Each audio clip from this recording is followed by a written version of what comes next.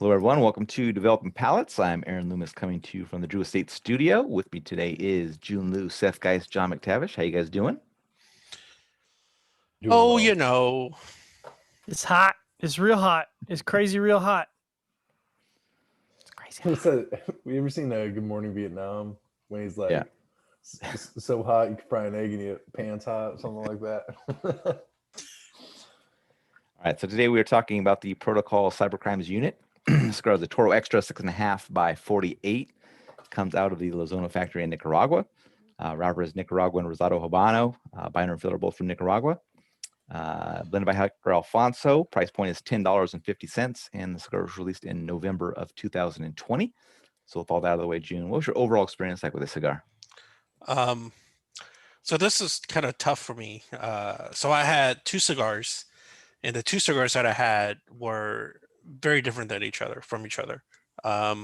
One was like very raw, punchy, like medium full strength, medium body, like very intense white pepper, a lot of minerals. There's like this charry nuttiness to it. And that white pepper is just like that much more powerful when you retro the cigar. But the other cigar I had was like opposite of that, right? It was super chocolatey, not a lot of minerals, but there's still like a nice earthy background to it, and definitely not as strong as well. So I don't know. I like the second one more, but the write-up that I did was primarily related to the first one. So what I decided to do was I basically rated the first, second, last, third from the first experience, but my overall, I said it was good because I factored in the second cigar it smoked. I know it's kind of different. It's kind of a unique scenario, I guess. But yeah. All right, Seth, how about you? I had a very similar experience like June, except that if A was your bad experience, I had an A experience. But if No. B was your good experience, I had a AB experience. It was a medium experience. Maybe we can call that ABBA experience. So you had an A and a B, and I had an ABBA and an A. And that's where Okay. I was. Yeah, it just, I mean, I had a experience that was June that was bad. It was just mineral and spices, and it was just really powerful. And then the other experience was just, it was earthy. There was some chocolate. There were some mineral spices. Yeah, that's kind of medium body, medium strength. It was a lot softer than I thought it would be for some reason. I don't know if other guys felt that way. All right, John, what was your experience like? Not a word I would use to describe this cigar.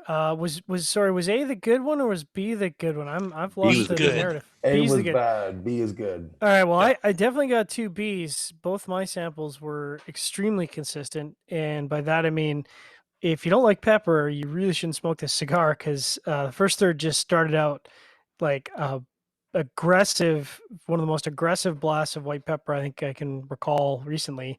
Fortunately, that pepper did kind of scale down, and there was a really nice cocoa that came through, and then that cocoa just continued to build. Sort of reaching its peak in the second third.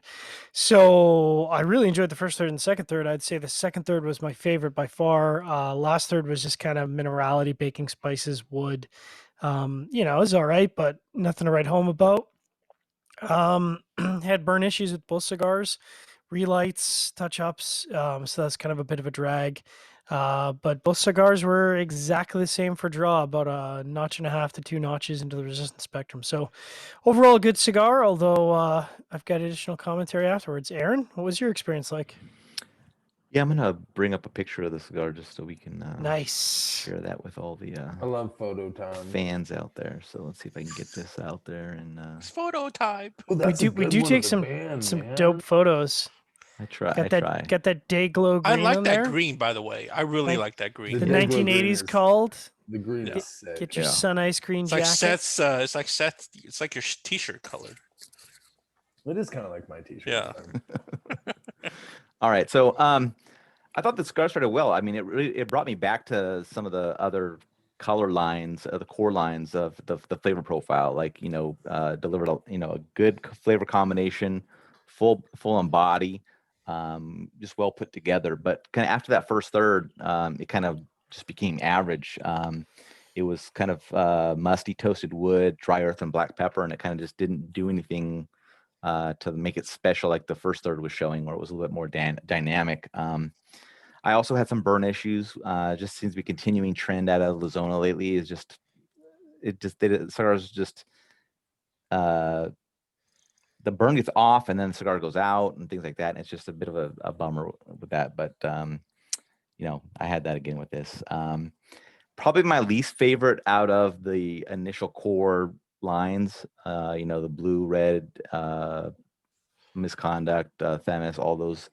This is probably my least favorite, but I think it's still ahead of, for me, the Lawman series stuff.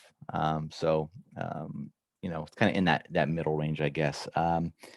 If you're a fan of the brand, try it, see what you think. Kind of go from there. I had high hopes after the first third, but it just didn't kind of last. I only smoked one. You guys all smoked two, so maybe I had the bad one and I didn't smoke the good one. So I don't know. That's Maybe what I'd be happens, way up man. there. So Yeah, but that just shows you how inconsistent this cigar is.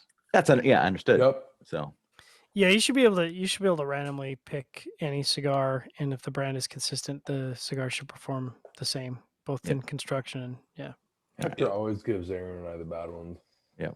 maybe he doesn't like you. I don't think he does. All right, so let's get into scores. We'll start at the top with John at 6.47. Jiunn gave it a 5.82. I gave it a 5.70. Seth gave it a 5.40. So John, how'd that 6.47 match up for you? It matches up well. I'm gonna have additional commentary about that afterwards, but no, that matches up to my experience. All right, Jiunn, 5.82. Yeah, it matched well. Something I didn't mention was I also had burn issues. That first one especially was terrible. It was like tunneling and a couple of full relights. I hate cigars like that because when you start like smoking it, right, it's like you basically have to keep looking at it and keep drawing on it just for the sake of trying to not have it go out. Like basically paying attention to burn a little too much. So yeah, it matches. My 5.7 matches as well. It was a above average flavor profile with the bad burn. That's what kind of took it down. Otherwise, it would probably be right around the 6 mark for me. But all right, Seth, 5.40. Yeah, I mean, that seems, when I first wrote this, I thought that seemed a little bit high. But I did always say that this cybercrime unit was better than that of Colonial Pipeline's cybercrime unit. But yeah, I just was I was really disappointed in it. It had like a solid average flavor profile, that core profile, which stayed throughout, but I just didn't think that there was enough there to make it really a good cigar. All right. Final thoughts, John? Well, so I was really confused by sort of where this cigar lands in the portfolio in terms of the flavor performance, because to me this was like, in the Fly when he teleports from the one pod to the other, and then obviously he gets mixed in with the Fly. Spoiler alert. I was like, so this is, if Juan had taken the blue and the red and he put it in the transporter and then it came out, but it wasn't blue and red anymore. It was this fantastic Dayglow green. That's what I feel like it is, because I would get the spice of the blue, but then I would get the chocolate of the red, and it kind of hopped between the two. So I don't understand how that fits within the color series, because it seems to have elements of both, and you would kind of think it would be its own thing. So I was a little kind of puzzled. You're more talking about like the marketing aspect of it as compared to the flavor profile where it lands. Oh, okay. Well, and in a large part the flavor profile, because like normally within a brand you'd go, you'd have your Connecticut line, which they have the Themis. You'd have your kind of medium bodied line, which I feel is like they're red, and then you have your full body, which is your blue. So you got gold, red, blue.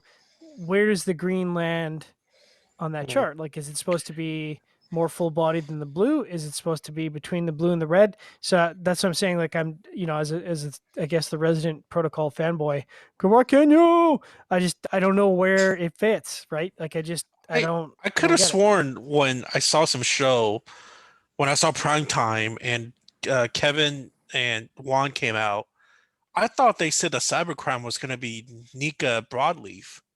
No? Apparently I was mistaken. That's one of the Lawmans. I thought they made series. something. Was it one of the Lawmans? Yeah. It is one of the Lawmans, yeah. But yeah, no, I hear what you're saying, John. I don't really know, because like if you're gonna go core line, doing something like broadleaf makes sense, right? Like Well, yeah, I mean, like as go compared to broadleaf, this. go Sumatra, like go in a completely different direction than the other three, I would think. But I am not a you're- blender and I am not a brand owner, so I what think do you're- I Speaking know? of blending, I'm a little I think you're disappointed giving in them too Hector. much credit. I don't think they're really thinking that far ahead, John. Hmm. Right, I fair think enough. you probably thought more into the color scheme than they have. I do lay awake at night sometimes thinking, does Cabarcino think about me as much as I think about them? And the answer is probably not. No, Probably not. definitely not.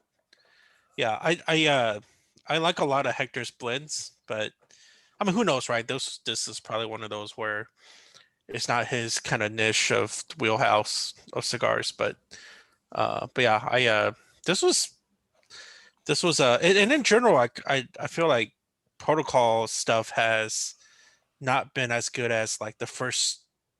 Wait, they did Blue, Probable Cause, and Themis, right? Like those They also three. have official misconduct, which is in this Right. kind of in this The realm. first three was those three that I said, I yeah, think. yeah. Yeah. So like past those three, I kind of feel like others has been kind of not as enjoyable for me. Right. So Yeah.